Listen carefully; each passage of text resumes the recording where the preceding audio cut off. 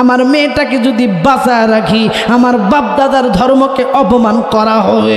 ও হুজুর, ও হুজুর, তখন আর আমি দেরি করলাম না, পিছন থেকে একটা পাথর লইয়া টাস কইরা আমার মেয়েটার মাথায় বাইরা দিলাম। ও হুজুর, টাস কইরা যখন পাথরটা মাথার ভিতর মাইরা দিলাম, নবী গো, মাথা পেটে যখন মগজ বাইর হইল, মেয়েটা আঙ্গুল উঁচা করে ডাক দেয়, আব্বা।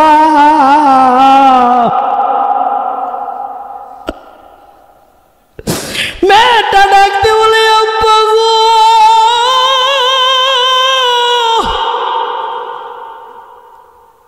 তুমি আমারে মাইরো না, তুমি আমারে মাইরো না। ও আব্বা, আমার কি দোষ ছিল আব্বা, তুমি আমারে এইভাবে মারলা আব্বা। কি দিল রে লতার গাছে এত বড় কথু,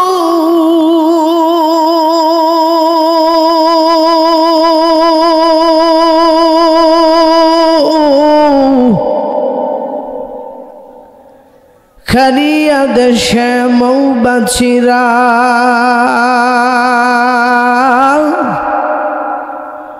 মৌচাকে দেয় মধু গো, মৌচাকে দেয় মধু। কে দিল রে মরিচ গাছে, মরিচ তো ঝাল,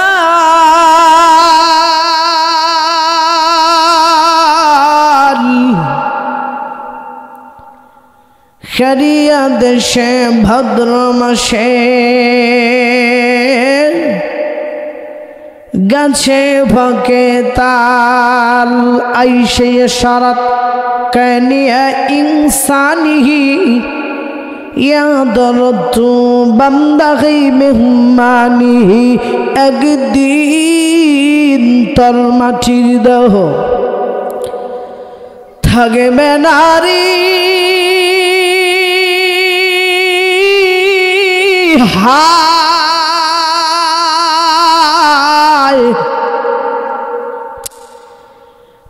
মাটির দেহ মাটির সাথে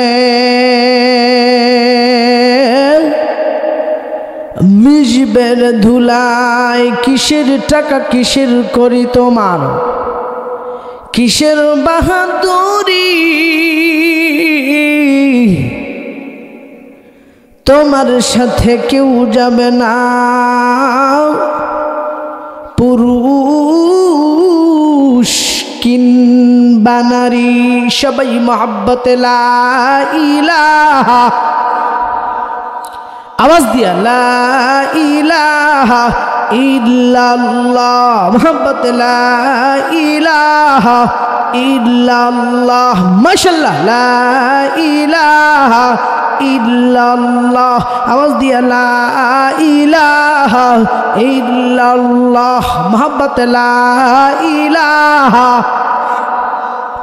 আওয়াজ বাড়ান লা ইলাহা ইল্লাল্লাহ, জবান খোলে লা ইলাহা ইল্লাল্লাহ, জোরে লা ইলাহা ইল্লাল্লাহ, মুহাম্মদ লা ইলাহা ইল্লাল্লাহ। বলেন আল্লাহ তোমার কি খেলা, কন্যা আল্লাহ তোমার। এক মিনিট দেখেন তো কোন মগায় কয় না, একজন আরেকজনের দিকে তাকান। এই আল্লাহর নাম নিতে কি কোনো সমস্যা আছে? কথা কন না, কথা কয় না, সমস্যা আছে? দেখেন তো একজন আরেকজনের দিকে তাকাইবেন, দেখেন যে কইব না মারবেন একটা উষ্টা, চাচা হোক আর খাসা হোক। অনেকদিন যাবৎ চলতেছে এই দেশের ভিতরে তবলিগ, আমরা নাম শুনছি, এতজন তবলিগ করছি। তবলিগ হইল ইলাসাব রহমাতুল্লাহি আলাইহির তবলিগ হচ্ছে নবীওয়ালা কাজ। এখন এই নবীওয়ালা কাজের ভিতরে একটা গ্রুপ ঢুকে গেছে, একটা গ্রুপ আক্রমণ করে, সেই গ্রুপ হইল সাদিয়ানি গ্রুপ। কথা কও ঠিক কিনা? মুসলমান যদি মসজিদে বসে না থাকে, মুসলমান যদি আবার আওয়াজ দেয়, মুসলমানদের বলিষ্ঠ কণ্ঠস্বরের আওয়াজে, নারে তাকবীরের আওয়াজে মুসলমানদের অন্য কিছু লাগবে না। এই দেশ থেকে সাত গ্রুপকে মুসলমানদের লাঠি দিয়ে পিটাইতে হবে না। মুসলমানদের নারে তাকবীরের আওয়াজই যথেষ্ট। সাতের গ্রুপ বাংলার জমিন থেকে এমন একটা অবস্থা, এমন একটা পরিবেশ কায়েম হবে, ইঁদুরের গাতা খুঁজে পাবে না, পালাবার কোনো সুযোগ পাবে না, পালাবার কোনো সুযোগ পাবে না। কথা বলো ঠিক কিনা? অনেক কথা বলেছি, এখন কি আমি আলোচনায় শুরু করতে পারি? পারমিশন দিলেন? জি, আমার আল্লাহ বলেন, বিসমিল্লাহির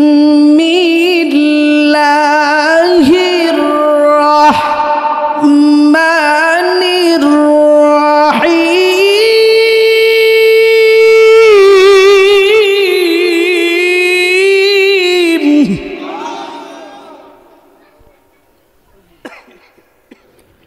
وقال الذين كفروا لا تسمعوا لهذا القرآن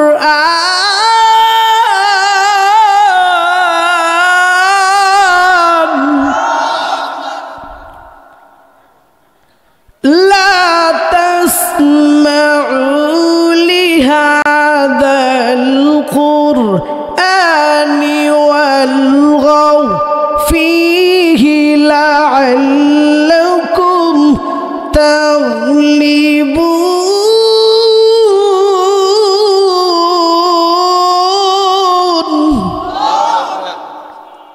যারা কাফির তারা বলতেছেন লা তাসমাউ লিহাযাল কোরআন, এই কোরআন শুনবা না। অল গৌফি, যেখানে কোরআনের তেলাওয়াত হয় সেখানে তোমরা হট্টগোল সৃষ্টি করো, বাধা প্রদান করো।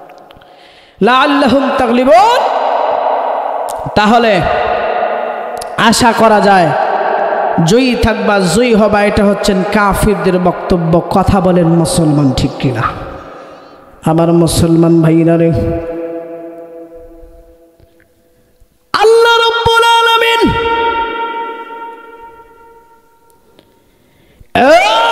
পৃথিবীর জমিনে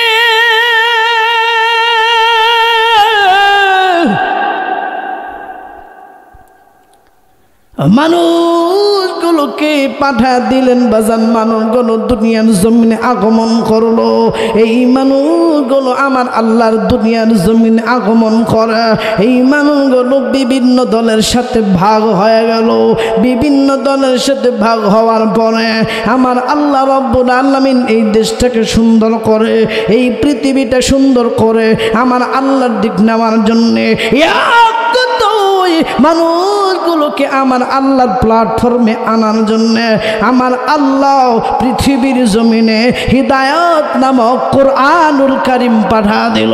জোরে জোরে কোন মুসলমান সুবহানাল্লাহ, আর জোরে জোরে কোন মুসলমান সুবহানাল্লাহ।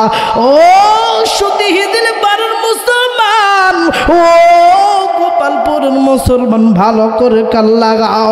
এই পৃথিবীর জমিনটা এমন ছিল, হযরত ঈসা আলাইহিস সালাতু ওয়াস সালাম এই দুনিয়ার জমিন থেকে উঠে যাওয়ার পরে এই দুনিয়ার জমিনে, এই পৃথিবীর জমিনে দ্বীনের দাওয়াতের কাজ বন্ধ ছিল। মানুষগুলো আমার আল্লাহর মানত না, মানুষগুলো আমার আল্লাহর ভুলে যাইত, মানুষগুলো আমার আল্লাহকে ভুলে যাইত, মানুষগুলো আমার আল্লাহর দিন বুঝতো না। অন্ধকারে এই পৃথিবীটা ছেঁকে ফেলল, অন্ধকারে এই পৃথিবীটা ঘিরে ফেলল। ও মুসলমান বাবাজি, এই পৃথিবীকে আলোকিত করার জন্য, অন্ধকার যুগ দূর করার জন্য বিশ্বনবী মুহাম্মদকে দুনিয়ার জমিনে পাঠা দিল। জোরে জোরে কন্যা মুসলমান সুবহানাল্লাহ। আমার মুসলমান বাবাজি, আল্লাহ নবী জনাবে নবী মুহাম্মদুর রাসূলুল্লাহ এই দুনিয়ার জমিনে আগমন করলো। দুনিয়ার জমিনে আগমন করার পরে আমার নবী যখন দুনিয়াতে প্রাপ্তবয়স্ক হয়ে গেল, আমার নবীর উপর যখন কোরআন নাজিল হয়ে গেল, কোরআন নাজিল হওয়ার পরে আমার নবীর উপর যখন কোরআনটা নাজিল হয়ে গেল, আমার নবীর উপর কোরআনটা নাজিল হওয়ার পরে আস্তে আস্তে নবী মানুষের মাঝে কোরআনের কথা বলতে লাগলো। আস্তে আস্তে আল্লাহর নবী যখন কোরআনের কথা বলতে লাগলো, মানুষদেরকে লা ইলাহা ইল্লাল্লাহ মুহাম্মাদুর রাসূলুল্লাহ সাল্লাল্লাহু আলাইহি ওয়াসাল্লামের দাওয়াত দিতে থাকলো। এই নবী দাওয়াত যখন দিতে থাকলো, মানুষগুলো মুসলমান হইতে থাকলো। ওরে মুসলমান ইমানদার, এক এক মানুষ যখন মুসলমান হয় মদিনার ভিতরে, ওরে মুসলমান ইমানদার, ভালো একটা সুসংবাদ আসলো, ভালোর দিক চলে গেল। মানুষগুলো অন্ধকার যুগ থেকে আলোর দিকে চলে আসলো, মানুষদের ভিতরে পরিবর্তন ঢুকে গেল। এই মানুষগুলোর ভিতরে পরিবর্তন যখন ঢুকে গেল, এই মানুষগুলো আস্তে আস্তে মুসলমান পরহেজগার হতে থাকলো। এই দুনিয়ার জমিন থেকে জান্নাতের সার্টিফিকেট কামাই করতে থাকলো। এই দুনিয়ার জমিন থেকে জান্নাতের সার্টিফিকেট যখন কায়েম করতে থাকলো, আদায় করতে থাকলো, ওরে মুসলমান ইমানদার, আল্লাহ কিন্তু জান্নাতের সার্টিফিকেট কপালের ভিতরে লিখে দিল। যার যার জান্নাত, আমার আল্লাহ কাকে কাকে কোন জান্নাত দেবে, এইভাবেও আমার আল্লাহর নবী মানুষদের বরাদ্দ মানুষদের কাছে পৌঁছায় দিল। তুমি যদি এই কাজ করো, তোমার জন্য এত বড় একটা জান্নাত। তুমি যদি এই কাজ করো, তোমার জন্য এই জান্নাত। ওরে মুসলমান ইমানদার, লম্বা ঘটনা বলতে চাই না, আমার দিক তাকান, কোনো দিক ডিস্টার্ব দেবেন না। আল্লাহর নবীজি লা ইলাহা ইল্লাল্লাহ মুহাম্মাদুর রাসূলুল্লাহ সাল্লাল্লাহু আলাইহি ওয়াসাল্লাম যেই দিনের দাওয়াতের কাজ আমরা করি বাপ, যেই দিনের দাওয়াতের কাজ করার জন্য আমাদেরকে পাঠিয়ে দেওয়া হলো, আল্লাহর নবী চলে গেলেন, সাহাবায়ে কেরাম চলে গেল, তাবেঈনরা চলে গেল, আইম্মা মুস্তাহিন তারা চলে গেল, বুজুর্গরা চলে গেল, উলামায়ে কেরামদেরকে দায়িত্ব দিল। এক কথায় আনিয়ালা উম্মত সকলকে, মুহাম্মাদের উম্মত যারা, মুহাম্মদ নবীর অনুসারী যারা, এক কথায় মুসলমান যারা, তাদেরকে আমার আল্লাহর নবীর দায়িত্ব দিয়ে দিল। আমি দুনিয়া থেকে চলে যাব, এই দিনের দাওয়াতের কাজ তোমরা করবা। এই দিনের দাওয়াত তার কিভাবে করবা? আমি যেইভাবে করেছি, আমার সাহাবায়ে কেরাম যেইভাবে করেছে। ওরে বন্ধু, একটা কথা মাথায় রাখতে হবে, নবীর আমরা কোনোদিন দেখি নাই, সাহাবায়ে কেরামরে দেখি নাই। নবীর কাছ থেকে দেখে দেখে শিখছে সাহাবায়ে কেরাম। সাহাবায়ে কেরামদের সাহাবায়ে কেরামদের কাছ থেকে দেখে দেখে তাদের পরে যারা ছিল এরা শিখছে, এরপরে এইভাবে উলামায়ে কেরাম পর্যন্ত আসছে। আরে বন্ধু, এই দিনের দাওয়াতের কাজ, ওরে বাবা উলামায়ে কেরাম দেখো কিভাবে করে, ওইভাবে করো। ওরে মুসলমান ইমানদার, আল উলামা ওয়ারাসাতুল আম্বিয়া, উলামায়ে কেরাম হইল নবীদের ওয়ারিস। উলামায়ে কেরাম যেই পথে চলে, ওই পথে চলো, তোমার জীবনটা সুন্দর হবে। উলামায়ে কেরাম বলে, তোমরা দুনিয়ার জমিনে ব্যক্তিগত ইসলাম মাইনো না।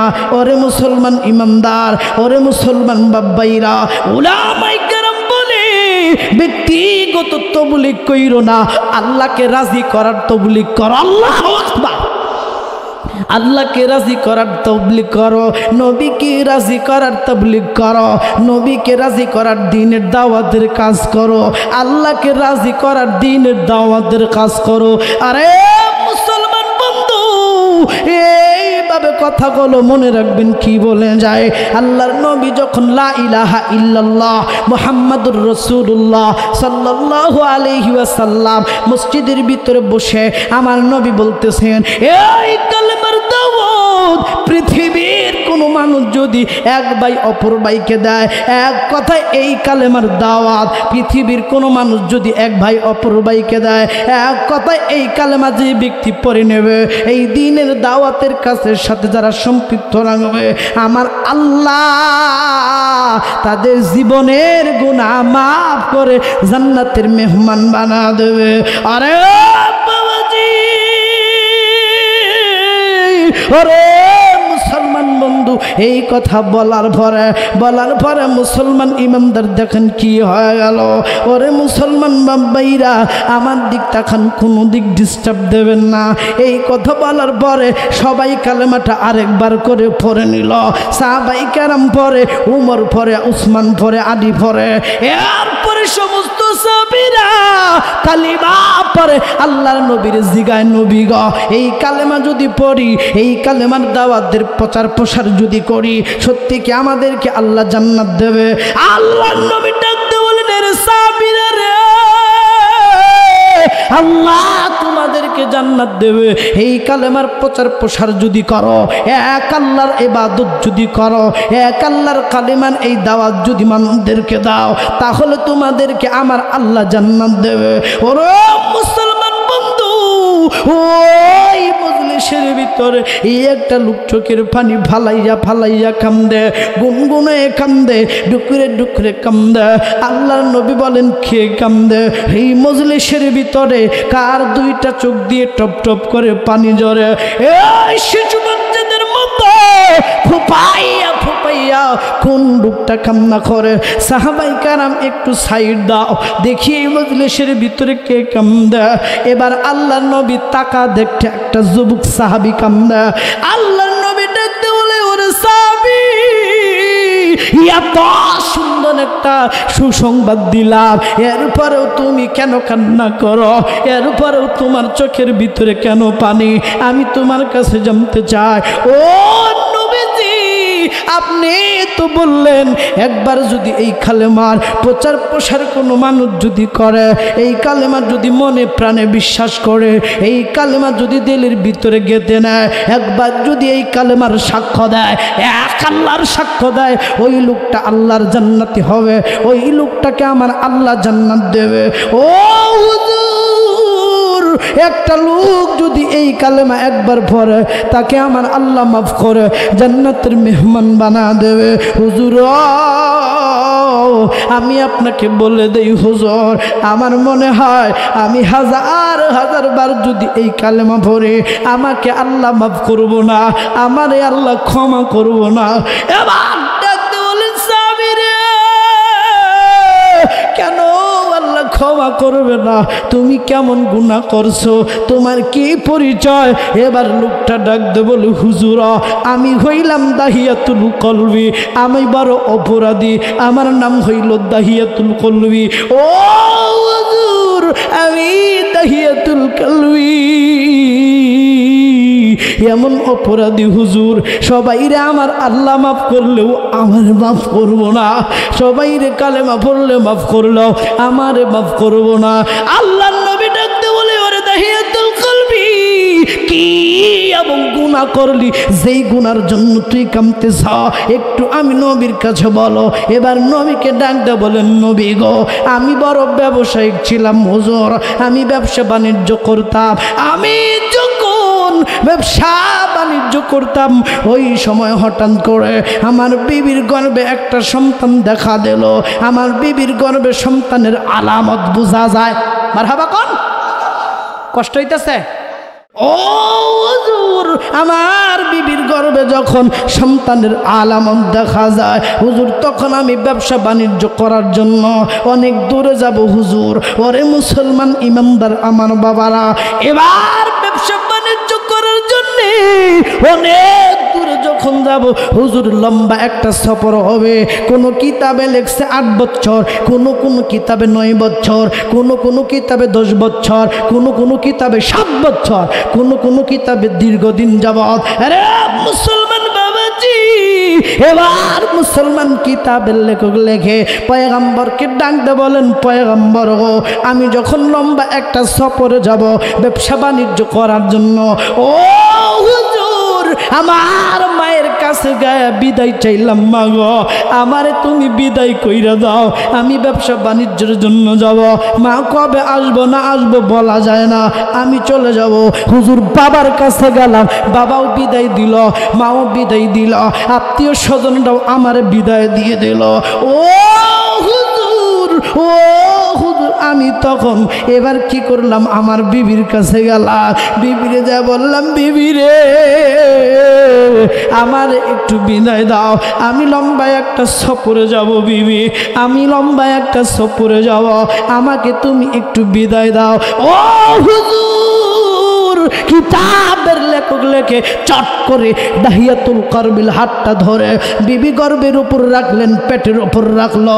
বিবি ডাক দেখো, স্বামী গো, আপনি তো সফরে যাইবেন, ব্যবসা বাণিজ্য করার জন্য যাইবেন। ওগো স্বামী, আমি আপনার কাছে জানতে চাই, আপনার এই সন্তান যদি আমার পেট থেকে হয়, আপনার সন্তান যদি দুনিয়াতে ভূমিষ্ঠ হয়, আমি আপনার সন্তানকে কি করব? দাহিয়াতুল কলবি ডাকতে বলেন, নবী গো,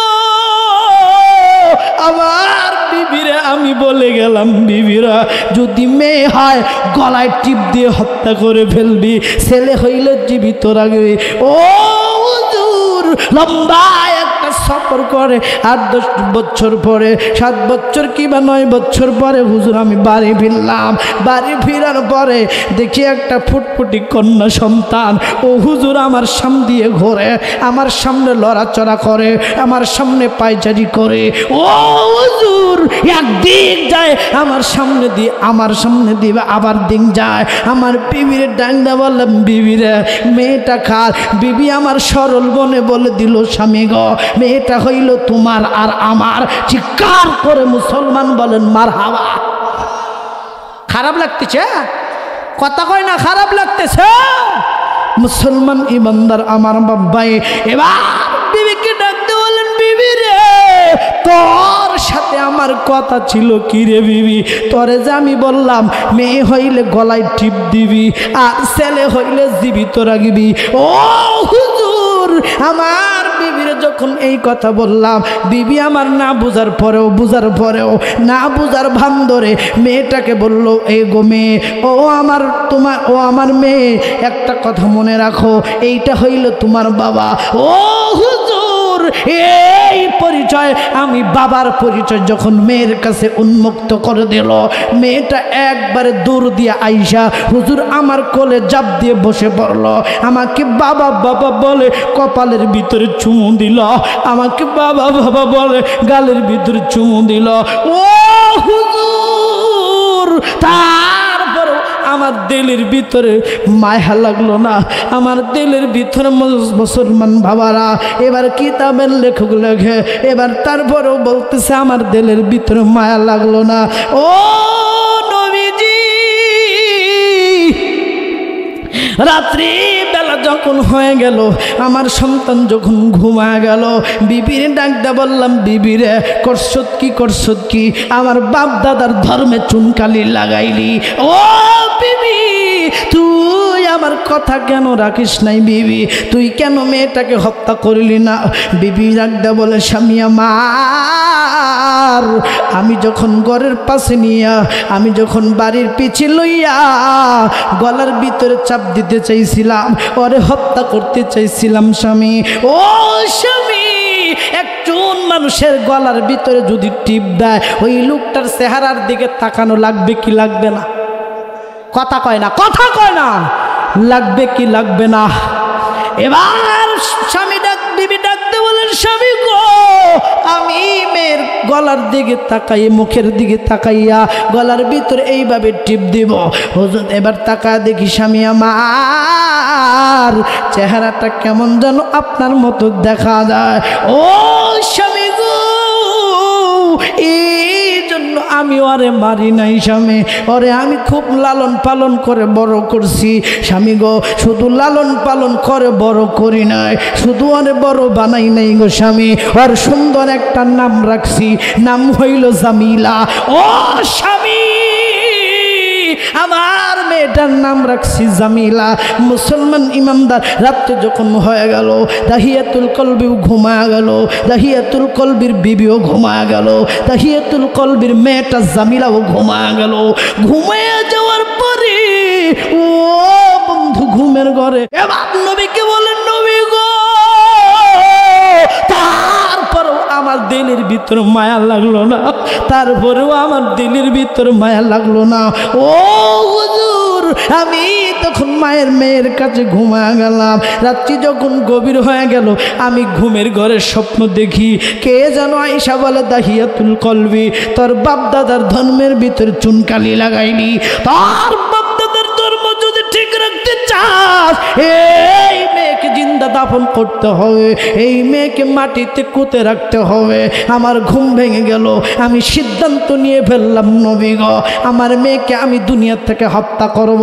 ও হুজুর, লম্বা একটা দড়ি আমার পাঞ্জাবি কিবা শার্টের পকেটে আমার পাঞ্জাবির ভিতর দিয়া রাখলাম। সকাল যখন হয়ে গেল সকাল যখন হয়ে গেল ও মুসলমান ইমানদার, সকাল হওয়ার পরে আমার বিবিরে আমি ডাকতে বললাম, বিবিরা আমার অনেক দিন পরে আমি যেহেতু বাড়ি আসছি বিবি, আমার বন্ধু আমার দাওয়াত করছি, আমার মেয়ে জামিলাকে লইয়া আমি আমার বন্ধুর বাড়ি দাওয়াত খাওয়াও, আমার জামিলারে তুমি সুন্দর করে সাজা দাও।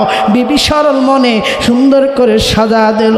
মুসলমান ইমানদার, লম্বা করব না কেন এই কথাটা বলতেছি, একটু ভালো করে কথাগুলো শুনবেন বাবা, দিলের কান লাগায় কথাগুলো শুনে রাখবেন মুসলমান। লম্বা একটা সময় এবার মুসলমান ইমানদার হাঁটি হাঁটি পা পা করে জনশূন্য এলাকায় মুসলমান ইমানদার চলে গেল। জনশূন্য এলাকায় যখন চলে গেল, মরুভূমির ভিতরে যখন চলে গেল, ওরে বন্ধু ও মুসলমান ইমানদার দাহিয়াতুল কলবি মেয়েটাকে রজ্জের ভিতরে মরুভূমির ভিতরে দাঁড়ায় রাইখা এবার গর্ত করতেছে। মুসলমান ইমানদার মেয়ে ডাকতেছে, বাবা গো তুমি না তোমার বন্ধুর বাড়ি দাওয়াত খাইতে যাওয়া বাবা, তুমি জনশূন্য এলাকায় বাবা যে জায়গায় কেউ নাই, ও বাবা তুমি এই জায়গায় কেন গর্ত করো বাবা? ওরে মুসলমান বাবাজি নবীকে বললেন, নবী গো তারপরেও আমার দিলের ভিতরে মায়া লাগলো না, তারপরেও আমার দিলের ভিতরে মায়া লাগলো না। ও নবীজি আমি যখন গর্ত করি গর্তের ধুলা বালু যায়া আমার মুখে লাগে, ও হুজুর আমার মুখে লাগে, আমার গালে লাগে, কপালে লাগে। ও হুজুর ছোট্ট মেয়ে জামিলা ওর না কিবা হিজাবের কাপড় দিয়ে আমার মুখের ময়লাগুলো মুছে দেয় আর বলে, বাবা তুমি না ঘেমে যাচ্ছ বাবা, আর তুমি কেন গর্ত করতেছো বাবা? গর্ত যখন হুজুর শেষ হয়ে গেল, ও হুজুর গর্ত শেষ হয়ে যাওয়ার পরে আমার মেয়ে জামিলাকে ডাক দিয়ে বললাম, মা গো দেখো তো গর্তটা কেমন হয়েছে। মেয়েটা আমার সরল মনে গর্তের কাছে দাঁড়াইলো। ও মেয়েটা আমার সরল মনে গর্তের কাছে যখন দাঁড়াইলো, আমি নিষ্ঠুর বাবা পিছন থেকে ধাক্কা দিয়া গর্তের ভিতরে ফেলে দিলাম। মেয়েটা আমার গর্তের ভিতরে পড়ে গিয়ে পাথরের সাথে হুচুট খেয়ে মাথা ফেটে গেল, কপাল ফেটে ফেটে রক্ত পড়তে ছিল। মেয়েটা ডাকতে বললেন, বাবা গো মা বলছিল এই যুগের বাবারা ভালো না, কিন্তু তোমার আচরণ দেখে আমি ভাবছিলাম তুমি বাবা ভালো, তুমি অন্যদের বাবার মতো না। এরে বাবা দেখো একটা ফুটা চোখের পানি পড়ে কিনা, এরে বাবা দেখো একটা ফুটা চোখের পানি ফালাইতে পারো কিনা। আরে বন্ধু, ওরে হুজুলি পাড়ার মুসলমান, ও সুতি হিদিলি পাড়ার মায়ের গো, আমি গোপালপুরি জীবনে না আসতে পারি মা, কথাগুলো দিল্লির কাল লাগায় শুনবেন। এবার মুসলমান ইমানদার এবার নবীকে বলেন, নবী গো তারপরেও আমার মায়া লাগলো না। এবার মেয়েটা ডাকতে বলে, বাবা গো আবার তুমি মাইরো না, তুমি আমার ছেড়ে দাও বাবা, আমি লোক সমাজে চলাফেরা করব, তোমার পরিচয় আমি কাউকে দিব না বাবা, তারপরেও তুমি আমার জানে মাইরো না, তারপরেও তুমি আমার জানে মাইরো না। এইভাবে যখন কান্না করি হুজুর তারপরেও আমার মায়া লাগে না, তারপরেও আমার দিলের ভিতরে কোনো মায়া লাগে না। নবীও কান্দে, সাহাবায়ে কেরামও কান্দে। ওরে মুসলমান ইমানদার আমার বাব্বাইরা দিলের কার লাগায় কথাগুলো শুনেন বাবা। যখন এইভাবে মুসলমান ইমানদার ওই তাহিয়াত হাদিসাতুল কলবি এবার ডাকতে বলেন হুজুর মেয়ে যখন এইভাবে আর্তনাদ করে, মেয়েটা যখন কাকুতি মিনতি করে, মেজাজ আমার আরো খারাপ হয়ে গেল। মেয়ে যখন আব্বা বলে ডাক দিল, আরো আমার মনের ভিতরে জজবা তৈরি হইল, আমার মনের ভিতরে কেমন জানি ঢুকে গেল। আমার মেয়েটাকে যদি বাঁচায় রাখি, আমার বাপ দাদার ধর্মকে অপমান করা হবে। ও হুজুর, ও হুজুর, তখন আর আমি দেরি করলাম না, পিছন থেকে একটা পাথর লইয়া টাস কইরা আমার মেয়েটার মাথায় মাইরা দিলাম। ও হুজুর, টাস কইরা যখন পাথরটা মাথার ভিতর মাইরা দিলাম, নবী গো, মাথা পেটে যখন মগজ বাইর হইল, মেয়েটা আঙ্গুল উঁচা করে ডাক দেয় আব্বা।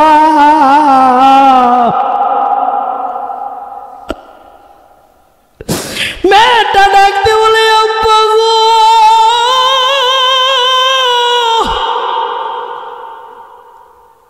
তুমি আমারে মাইরো না, তুমি আমারে মাইরো না।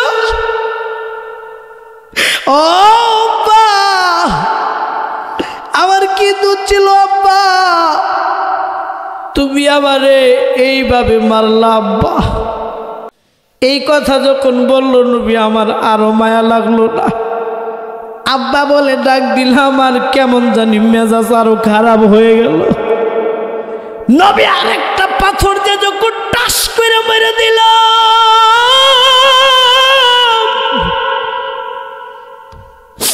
আমার মেয়েটা আব্বা বলে তিনটা ডাক দিয়েছিল আব্বা।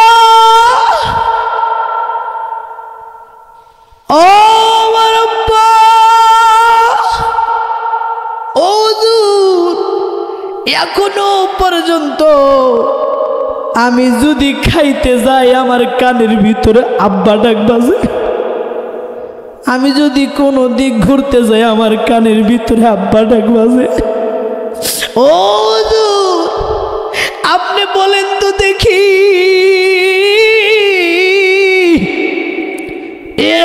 এইভাবে আমার মেয়েটাকে আমি নির্মমভাবে হত্যা করছি। আমার মনে হয় সবাইরে মাফ করলেও আমার আল্লাহ আমারে মাফ করবো না। আর নবী, আপনি এবার বলেন তো দেখি, আমি যদি এই কালেমা পড়ি আমারে আল্লাহ মাফ করবো নি? নবী আমার বসার থেকে দাঁড়ায় গেলেন, টপ টপ করে চোখের পানি ছাড়লেন। আবু বকরকে জড়ায় ধরে কান্দে। আবু বকরকে বলে, ওরে আবু বকর, আমার মা নাই, আমার বাবা নাই। আরে আবু বকর, একটা লোক কিভাবে অমানবিক আচরণ করতে পারে, একটা লোক কিভাবে নিজের সন্তানকে হত্যা করতে পারে?